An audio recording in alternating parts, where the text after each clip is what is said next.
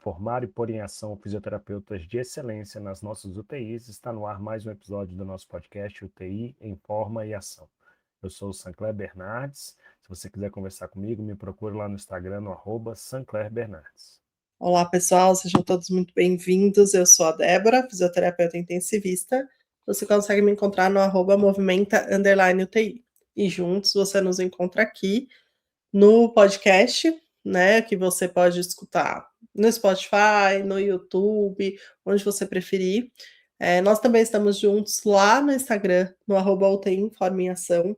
E aí lá no Instagram você pode acompanhar também outros lugares onde você pode nos encontrar, falar com a gente, receber, né, coisas nossas. Então, lá no Instagram você consegue clicar no Linktree e lá você vai ver que a gente está na nossa comunidade, que recebe e-mail quase que mensalmente, né, uma newsletter. Você vai encontrar lá o grupo de Apoia-se, né, dos apoiadores, através do Apoia-se, né, que é o grupo que nos ajuda todo mês a estar aqui e que recebe, né, da nossa parte um material estruturado, com bastante coisa que a gente estuda, né, porque a gente estuda bastante para fazer os Muito. podcasts. Então, coisas que a gente estuda, né, com coisas que são base para a gente estar aqui, mas que nem sempre a gente acaba falando. O que a gente falou, mas de uma forma estruturada para poder estudar depois, enfim. Então, tem bastante coisa lá no Apoia-se também, é um material mensal. Então, se você gosta muito de estar aqui com a gente, se você nos acompanha, dá uma olhadinha lá no Apoia-se e veja se você pode se tornar um apoiador oficial, digamos assim, do nosso podcast. A gente já deixa aqui nosso abraço para todos aqueles que estão firmes e fortes, né? Tem gente que está. A gente, não vou falar 4 anos, né, Sancler, porque a gente começou a Apoia-se um pouco depois, né? Mas pelo menos uns 3 anos, Foi depois. Mas há alguns anos, né? fielmente aí acompanhando a gente, apoiando lá pelo Apoia-se, né? Então, nosso muito obrigado. E obrigado para todo mundo também que compartilha, né, dos nossos posts, que faz Quem nos post, ouve, nos compartilha. acompanha, né? Exatamente. E a gente também quer agradecer um apoio novo que a gente está tendo esse semestre, né, que é do pessoal da Clinic Fisioterapia. A gente tem falado aqui, né? Falou no último episódio sobre eles. É um lugar muito legal onde você pode entrar, um sistema onde você pode entrar, e lá você vai encontrar um lugar onde você tem todos os testes que você pode imaginar, de UTI, de fisioterapia hospitalar, de ortopedia, de neuro, né? Outro dia até estava falando para minha aluna, era um paciente que tinha uma questão neurológica, né? E eu falei, como é que você pode saber, né, se ele tem uma dismetria, se ele tem um déficit de equilíbrio? E aí foi difícil para lembrar quais eram os testes, lembrar o índex Não é do nariz, nosso enfim. dia a dia, né? Propriamente dito. E mesmo às vezes aqueles que são do dia a dia, né, e que a gente acaba esquecendo, sei lá, uma nota de corte ou o jeito certinho de fazer, né? Então lá tem tudo isso e você pode registrar, você pode acompanhar o do seu paciente, ele te manda direto para o PubMed para você saber onde está essa referência, né? Você pode colocar coisas lá que são né, características dos seus pacientes, e aí você também vai ter várias sugestões de leitura. Então, assim, um apoio super legal para o dia a dia, que pode fazer muita diferença ali para o seu atendimento. Então, quem tiver interesse, tem o Instagram, que dá para saber mais também, né? Ou pode também nos procurar. E nós vamos para mais um episódio, né, Sancler? Hoje a nossa ideia é falar um pouquinho sobre além do exercício, né? E trazer aqui algumas dicas práticas aí para o dia a dia, que não envolvam o exercício. A gente fala muito de exercício aqui, né? A gente fala bastante de tipos de exercício, né? De como fazer o exercício. Mas o Como fato é organizar a estrutura, né? E tudo. E só um Exatamente. parênteses, e não dizendo que o exercício não é importante, nem que é a coisa só única e exclusiva da gente. É. Não, mas é que eu acho que vale a pena sempre a gente lembrar, né, que o exercício muitas vezes solto, né, o exercício por ele mesmo, assim, sozinho, nem sempre vai trazer os melhores resultados, né? Existem algumas coisas que a gente, como fisioterapeuta, no dia a dia da UTI, a gente precisa se atentar e a gente pode olhar para elas, fazer para, digamos, para dar mais força para o exercício que a gente vai trazer, né? Então, eu tenho essa visão, assim, de que nem só do exercício em si é feito, né, o nosso atendimento é construído ou tem como base, né? E eu acho que tem algumas coisas que são importantes, assim, então a ideia hoje é a gente discutir um pouco algumas sugestões aqui para todo mundo no dia a dia, para tentar ficar mais de olho, né, dar uma ênfase para ver como, de repente, seu atendimento pode ser diferente a partir disso, né.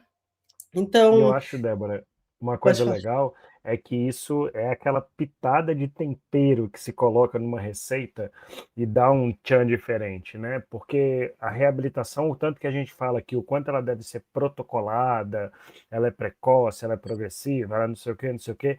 Existe uma estrutura de evidência científica muito clara e conhecida sobre o exercício em si, mas tem pequenas coisas que se o fisioterapeuta não trabalhar, não desenvolver e não tiver um olhar para isso, ele vai estar no raso do necessário para que a gente ofereça o exercício. Então, isso é uma coisa que ajuda muitos profissionais no dia a dia a terem um toque de diferencial para o seu atendimento, para o seu dia a dia, para a sua rotina na UTI.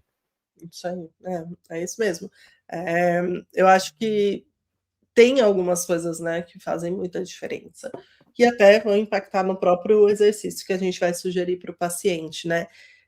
E aí se você não se importar, vou começar com uma das sugestões que eu trouxe, né, e eu vou te falar que eu trouxe ela muito baseada em algumas vivências minhas, né, acho que você talvez já tenha passado por isso ou alguém que está escutando vai se identificar, né.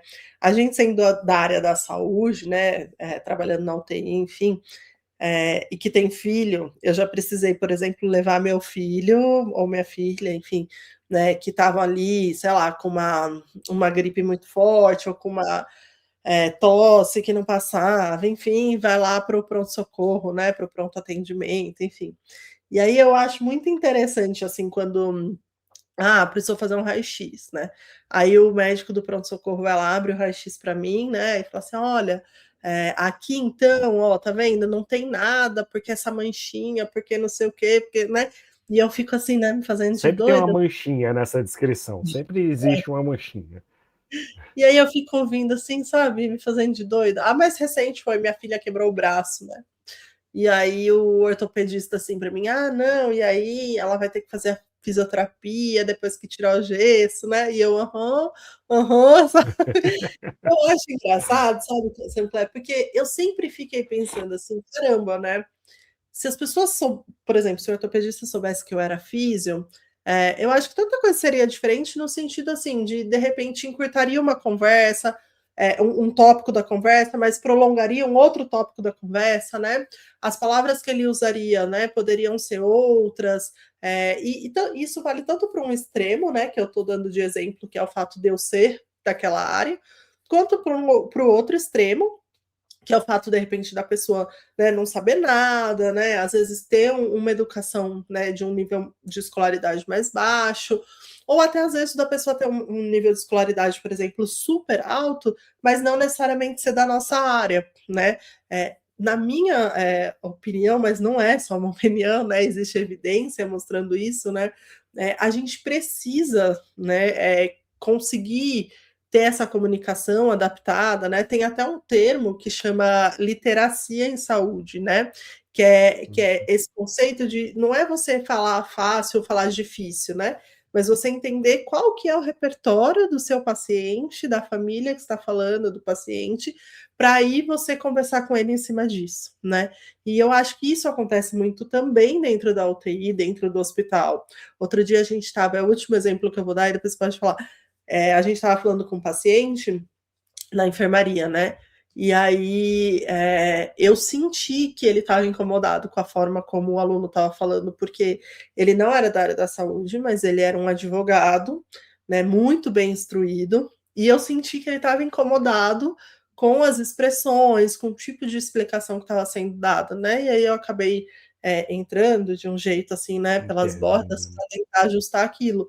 Mas é isso, né? Eu acho que isso é uma coisa que vai para além do exercício e que a gente não presta atenção, né? Perfeito, eu concordo plenamente, gênero, número e grau. Eu já passei por muito disso também, Débora, e você disse uma coisa legal.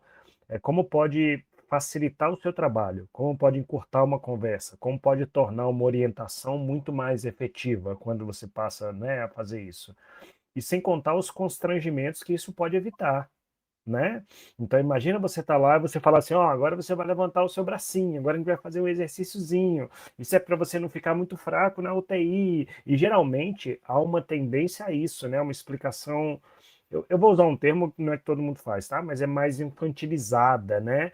Você trata todo mundo como se ninguém entendesse nada da área da saúde. Imagina você falar, falar, falar, orientar o seu paciente a fazer o exercício e no final das contas ele fala, ah, tá bom, obrigado. Aí no final você fala, e você faz o quê? A senhora faz o quê? Eu sou fisioterapeuta, eu sou médica, eu sou enfermeira. Então, opa, perdi meu tempo. Então, o tempo que você gasta no começo fazendo isso como se fosse uma investigação dentro da sua anamnese, ele lhe traz muitos benefícios e facilidades, até de conexão e adesão. Então, assim, qual é o seu nome? Você faz o quê? Trabalha, não trabalha? Mora onde? Vem de onde? Eu adoro a pergunta, o senhor ou a senhora é de onde? Porque isso abre um mundo de oportunidades para você se conectar com o seu paciente e melhorar, inclusive, a adesão. A gente tem coisas relacionadas a alfabetismo mesmo. Você fala assim, olha, sabe ler, não sabe ler? Porque às vezes você vai falar para a pessoa coisas, não, me dá uma nota para o seu cansaço. Se for uma pessoa que nunca estudou, a pessoa não sabe dar uma nota. E você tem que considerar tudo isso antes. Então, eu acho que, além de encurtar, facilita e aumenta a eficácia daquela mensagem que você quer transmitir. Você tem que adequar a sua conversa a quem você conversa, né? A quem é o receptor da sua mensagem. Então, talvez você fale de uma forma com o paciente e de outra forma com o familiar. Talvez o seu paciente não tenha instrução, mas os filhos, esposa, marido têm uma instrução diferente e você tem que conversar de outra forma. Então, eu acho que a leitura do ambiente, ambiente que eu digo das pessoas, de quem é cada um, ela parte dessa conversa inicial. E aí, se você voltar lá no começo da faculdade, já tinham te falado isso, né? Pergunte sobre coisas do seu paciente, procure saber. Só que você queria saber ocupação, queixa principal, tudo que era padronizado. É uma conversa que faz ser diferente o seu atendimento. Eu acho que uma dica que eu sempre dou é essa, assim, dentro dessa conversa, pergunta o que esse paciente faz, né? Com o que ele trabalha, porque numa dessas você já descobre que, ele é enfermeiro, que ele é, enfim, né, alguma profissão que a gente sabe que talvez esse paciente tenha, né, um nível de educação um pouco mais adiante, né? Então, assim, de novo, né, não necessariamente isso tem a ver com trabalhar na área da saúde, né? Porque às vezes a pessoa que trabalha na área da saúde, ela vai entender mais daquilo que você está falando, mas tem a ver com educação mesmo, como você falou, às vezes você vai dar uma orientação e a pessoa ela não tem um nível educacional que ela vai compreender aquilo, ou às vezes ela não é da área da saúde, mas ela tem um nível educacional super alto, né? E aí você pode falar, usar termos, enfim, né? É até mais adequado que se faça, né? Para gerar essa conexão maior, né? Então, acho que trazer essas perguntas de onde você vem, né? Com o que você já trabalhou, né? Você tem Exato. uma ideia de qual que é o repertório do paciente e da família. E a outra coisa que eu acho muito importante é isso que você está falando, que você falou da família. Porque às vezes o paciente não tem repertório, né? Eu vivi isso muito com a minha avó, né? Nas vezes que ela internou, né? Ela não entendia nada do que estava sendo falado para ela. Né? Ela não tinha noção, ela não conseguia, né? E mesmo algumas pessoas da minha família, né? Tanto que quando eles me passavam a informação, o médico falou tal coisa, eu, o quê? Não tá batendo nada, Débora, não Não faz entendi. sentido, não existe, né? foi isso que ele falou, né? E diferente de mim, que eu já entendo, né? Então, e me irrita, vou falar, sendo muito sério, me irrita muito quando eu preciso, alguém da minha família, né? Eu preciso discutir alguma coisa com algum médico e a pessoa nem se importou em saber que eu sou da área da saúde, então que ela pode discutir de igual para igual comigo, e ela fica discutindo ou usando termos ou não dando informações que para mim seriam essenciais, né? Sendo Importantes. visto que eu entendo, né? Então eu acho que essa parte de entender qual que é o repertório do paciente da família, ele é fundamental. Acho que é isso que você falou, para gerar uma confiança, né? Porque se você pega, por exemplo, igual eu falei, era um advogado que tinha uma formação muito alta, e aí, dependendo, né, o termo que você falar, essa pessoa ela não vai confiar em você, né? Não por Exato. nada, né? Mas ela não vai gerar essa conexão de confiança e tudo mais. Exatamente. Então, acho que é uma questão de confiança, é uma questão de conexão, é uma questão de se fazer entender, né, para o outro. Então, acho que isso é fundamental, assim, você não Faz custa nada, parte, né? não custa nada. E faz parte da individualização. A gente fala tanto sobre individualização do cuidado, né, do exercício, mas a individualização da conversa e do tratamento, ela também é necessária. A pessoa, ela quer ter uma comunicação que seja de acordo com ela, com as expectativas, ó, além de te ajudar na hora do exercício. Imagina você chega para uma pessoa, um senhor de idade, fala: o senhor mora onde? Eu moro não sei aonde. Mora com quem? Eu moro sozinho. Na minha cabeça, começa a mudar completamente minhas metas terapêuticas se é uma pessoa que mora sozinha. Agora, se for uma pessoa, não, eu moro com 4 pessoas em casa, eu moro com meu pai, com minha mãe, com meu filho, com minha esposa, com meus netos, você muda a forma de pensar o plano terapêutico. Uma coisa é você ter uma pessoa que necessita de independência total sozinha, outra coisa é uma pessoa que talvez possa ter um auxílio, então você pode ir mais devagar no seu plano terapêutico. Então, eu acho que você individualiza de uma maneira que todo mundo quer ser individualizado, todo mundo quer ser ouvido. É, E no concordo com você, é revoltante uma pessoa não dar vazão ao fato de você ser da área da pessoa, da área da saúde. É muito triste isso. Não, e eu ia comentar que no SUS é muito comum isso, né? Às vezes você, por exemplo, o paciente está indo de alta e você quer dar alguma, né, orientação e de repente o paciente ele não tem esse repertório, ele não lê, ele não, né, não acompanha um vídeo na internet, sei lá, mas ele pode falar para você, não, mas a minha neta mora comigo e ela consegue, então dá Ela certo. consegue, exato. Ou ele pode falar, não, olha, eu moro sozinho, eu não sei ler, eu não sei escrever, né? E aí a gente tem que procurar outro jeito, né, de adaptar o que a gente vai falar, as orientações. Mas mesmo no nosso dia a dia, né, se a gente parar para pensar, Sancler, por exemplo, o exercício de flexão de joelho. É, existem várias maneiras da gente pedir esse exercício, né?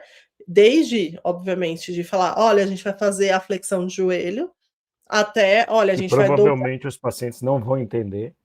Exato, mas, por exemplo, se for um fisioterapeuta, ele vai entender, se for um médico, ele pode entender.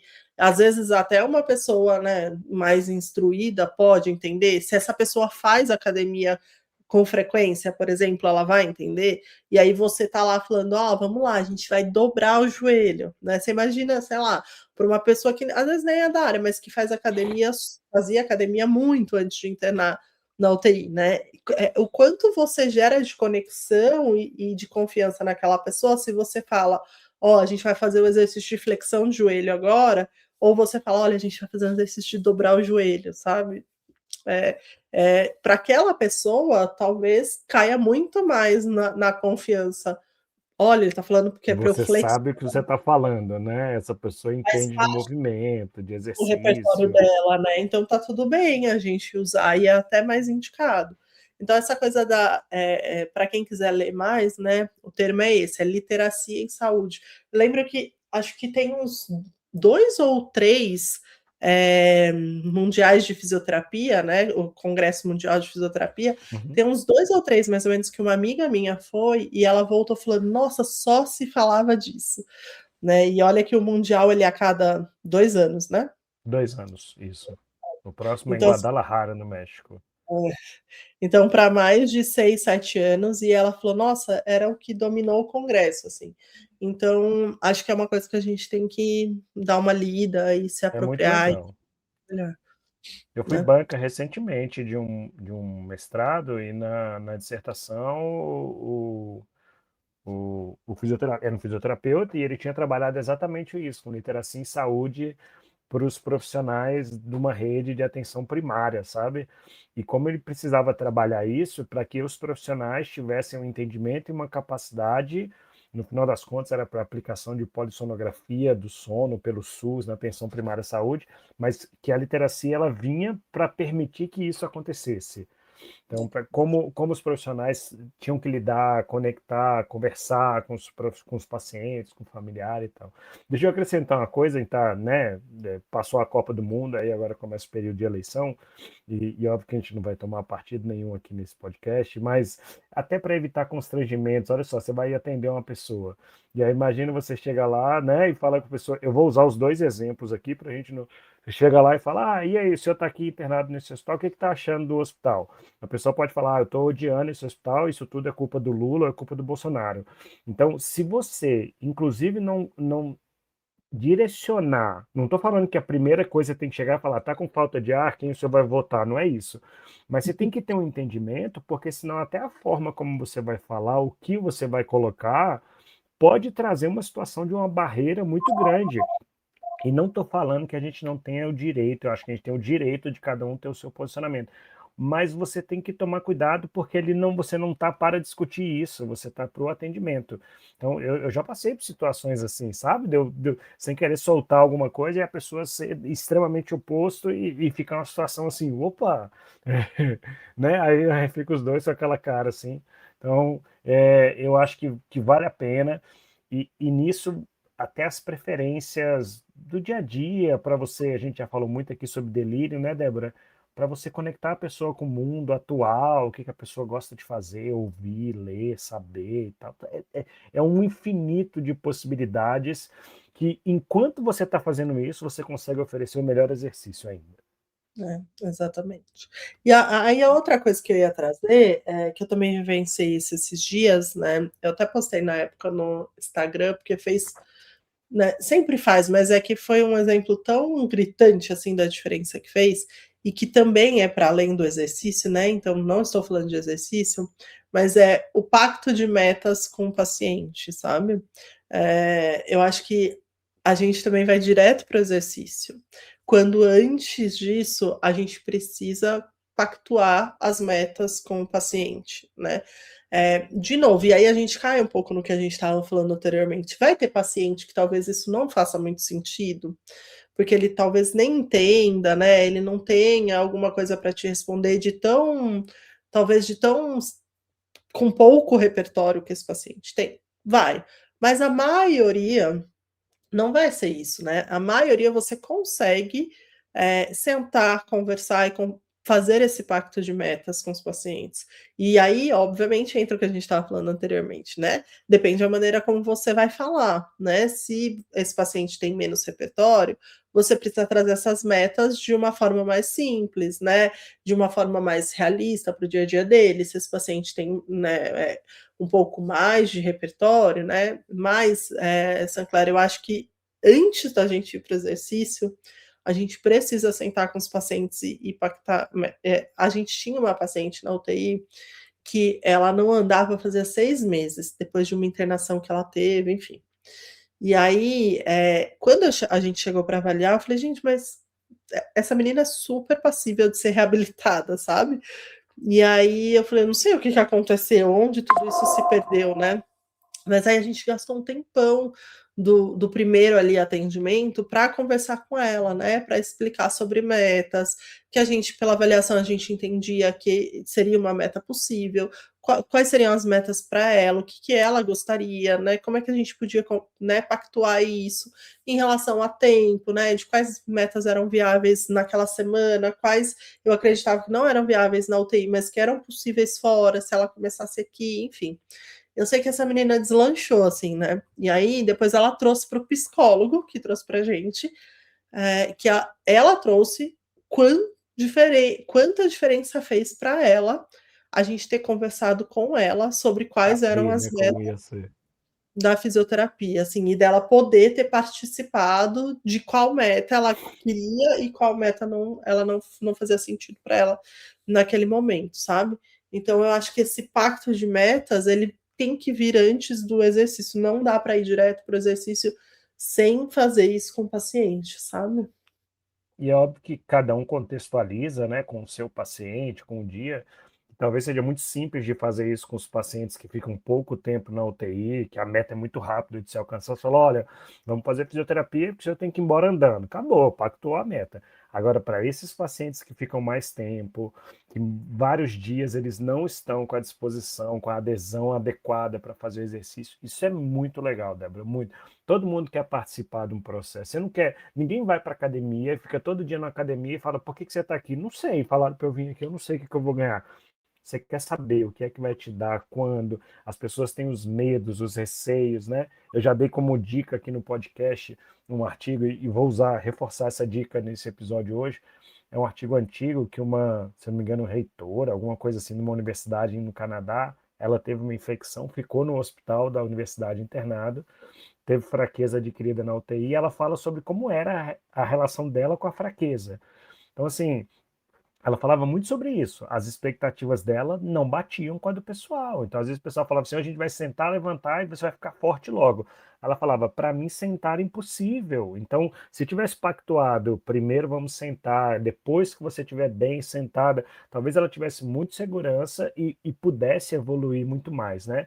Então, é extremamente importante você pactuar isso sim. E isso pode ser feito igual a prescrição, no formato micro e no formato macro, né, Débora? Você pode pactuar do dia e você pode pactuar do longo prazo.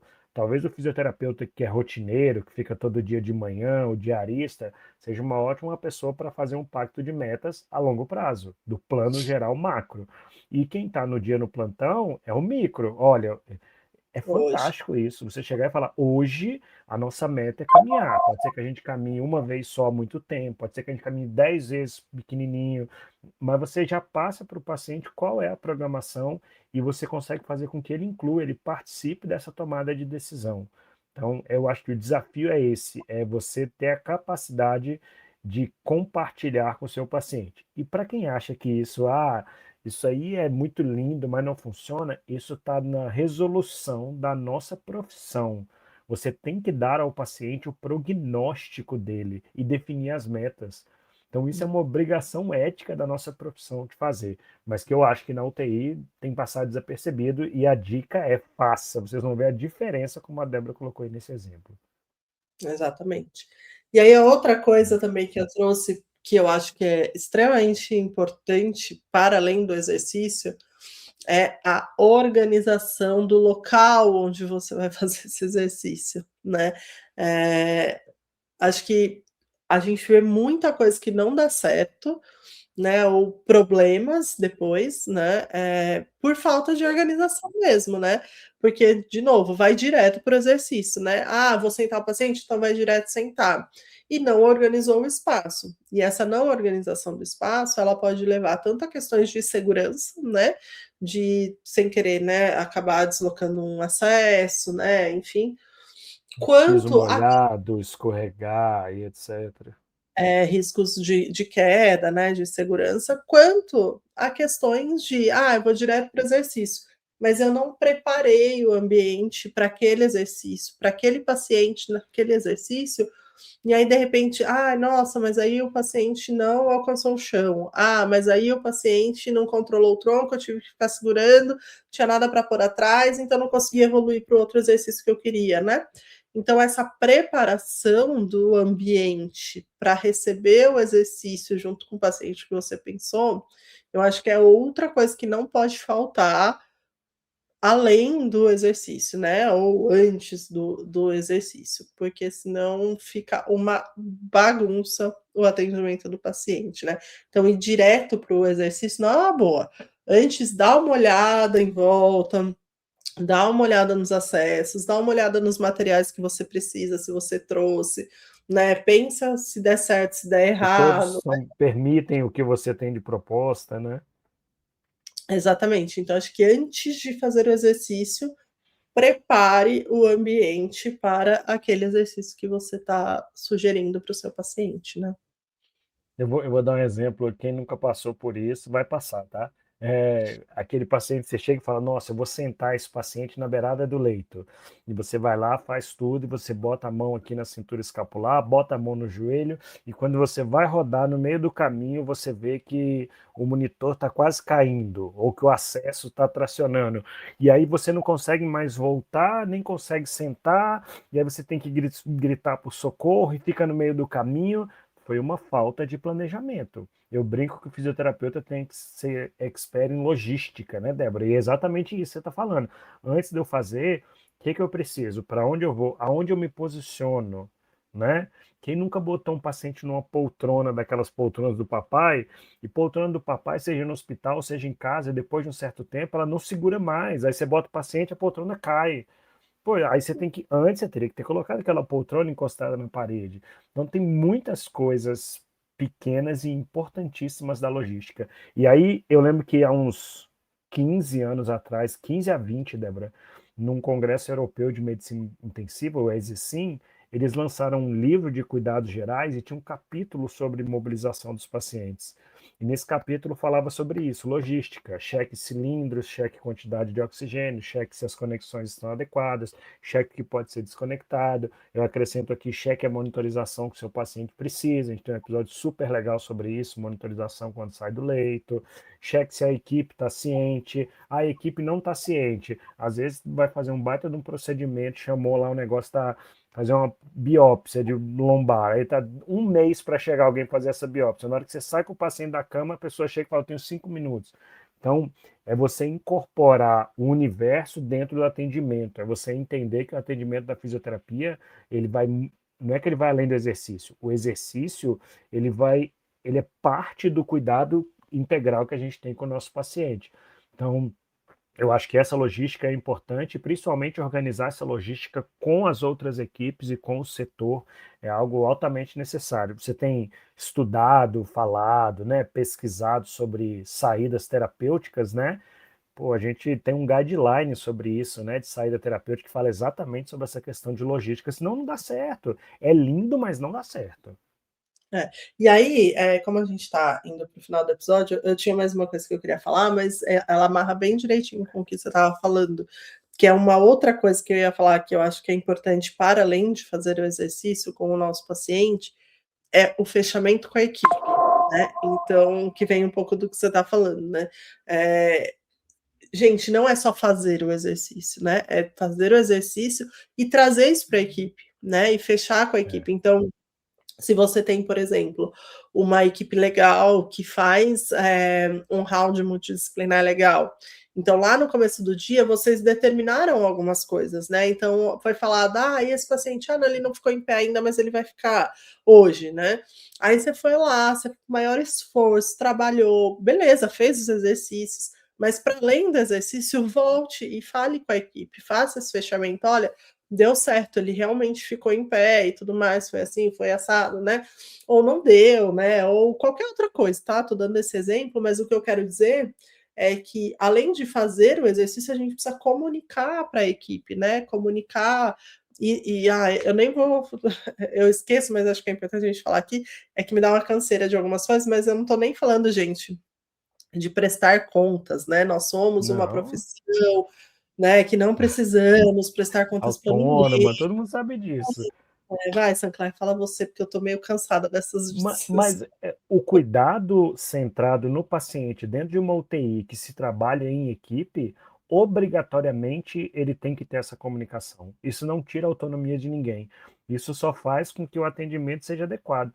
E outra, Débora, você já viveu, você vive isso na prática. Quando você faz esse tipo de coisa, o que abre de oportunidade para você ter colaboração mútua com a equipe, você colaborar com a equipe com você, é muito melhor. Então, se você está sempre ali falando, no começo pode falar, que estranho, essa pessoa está vindo falar o que ela faz, mas é porque eu quero compartilhar com você as metas, o que foi alcançado, o que não foi, a proposta terapêutica da reabilitação.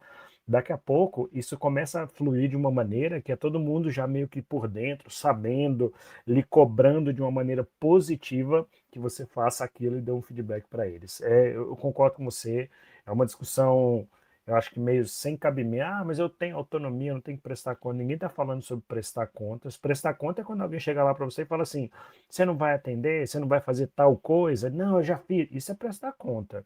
Agora, cuidado centrado no paciente é outra coisa. E eu acho que Ah, esse fechamento, ele é extremamente importante, né? Acho que não adianta, muitas vezes, você faz o exercício com o seu paciente, mas os benefícios e os ganhos, eles ficam um pouco mais limitados do que poderiam ser se você tivesse compartilhado com a equipe, né? Se você tivesse feito esse fechamento. Então, isso. às vezes, de repente, uma alta mais precoce, que poderia ter acontecido se você conversasse com a equipe, né? Então, às vezes, você está lá, você está fazendo Mais exercício, mobilidade, você está não fazendo exercício. reabilitação, mas mais mobilização. Exato, você está fazendo exercício com o paciente, mas aí você não contou para ninguém que ele já fica em pé ou que ele anda, e aí ele poderia já estar tomando banho no chuveiro, por exemplo, né? Então os ganhos eles são mais expressivos quando a gente vai além do exercício e a gente comunica isso. Então, assim, aproveitando para fechar também, vou fazer o meu fechamento e depois pode falar. Não, deixa Eu eu, deixa acho eu falar mais uma coisa, então, posso? vai, Que eu pode. acho que é para o dia a dia. A gente conversou aqui com a Carol e a Marcela aquela vez, a gente falou sobre o Make-A-Wish, né, que é uma iniciativa que tem de grandes desejos para pacientes mais delicados. Eu acho que um toque de o que se chama humanização, ele é importante. E não estou falando aqui para a gente fazer o Make-A-Wish com todo mundo e fazer coisas mirabolantes. Mas eu acho que se cada um, eu tento fazer isso, sabe, Débora? Num dia que você tiver em atendimento, dependendo do número de pacientes que você tenha, tente escolher um paciente e uma coisa pequena que seja além do exercício para trazer para o seu paciente. Ajudar a equipe a levar o paciente para tomar banho, uma janela, conseguir uma ligação, uma comida melhor, alguma coisa pequena que seja pentear um cabelo do paciente, trazer uma notícia. Tente fazer uma coisa dessas diferente por dia, com um paciente que seja. Se você fizer com um por dia, no geral você vai conseguir pegar muita gente. Então eu diria que é um mini make-a-wish. É tipo assim, e aí? E o senhor está sentindo mais falta? Senhora, nossa, eu estou sentindo falta, sei lá, de rezar. Eu tenho o meu terço, eu vou arrumar um terço para a senhora rezar hoje. Eu estou dando exemplos pequenos, mas se todo dia você tentar ir um pouquinho além do seu atendimento para resolver uma coisa de uma pessoa, que não existem profissionais específicos para isso. Todos são profissionais para isso, porque isso é questão de humanidade, né? De humanização. Então, eu acrescentaria isso, sabe, Débora? Para além do exercício, pense que seu paciente ele é um ser humano com vontades, desejos, aflições, anseios, etc. E que você pode contribuir de alguma forma como ser humano, né? Nem como fisioterapeuta numa hora dessa. Não, acho que é exatamente isso, e aí eu fecharia dizendo que e acho que você tem toda a razão, mas mesmo trazendo só para a fisioterapia, né, a partir do momento que a gente não olha só para o exercício, mas a gente olha para todos os outros fatores, e aqui a gente trouxe só alguns exemplos, né, mas outros fatores que constroem o atendimento do paciente, quando a gente consegue olhar para além, né, e fazer, né, não só olhar, fazer essas coisas além do exercício, eu não tenho dúvida de que os desfechos do exercício são maiores, né? Os desfechos do exercício são mais amplos, né? A gente consegue ampliar os benefícios do exercício que a gente está fazendo, olhando para além do exercício, né? Então, acho que era isso que era a ideia do episódio de hoje, assim, relembrar que a gente pode ter mais ganhos com o exercício se a gente olha para além do exercício, né? Você Muito acaba se bom. ajudando, né? Você fazendo isso, você se ajuda, né? Você colabora com aquilo que é lhe seu, exclusivo e tal. Isso aí. Então tá bom, gente. Obrigada pela companhia. A gente espera vocês nos próximos episódios aí para esse semestre inteiro, né? A gente já falou isso no episódio passado, mas temos um semestre inteiro pela frente aí, a gente está aberto para temas, né? Então, quem tiver temas, sejam temas específicos, temas mais amplos. Outro dia me mandaram. Problemas para a gente resolver, né? Outro dia a Raquel Anoni me mandou um artigo e falou: Ah, você já viu esse? Acho que era ótimo para o podcast.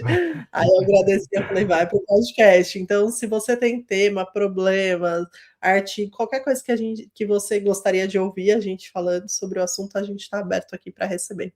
Tá bom? A gente se vê Muito nos bom. próximos episódios. E quem tiver por aí, né, nos congressos da vida que a gente vai estar nesse semestre, vem conversar com a gente para a gente trocar uma ideia, tá bom? Até lá, pessoal. Tchau, tchau. Tchau, tchau.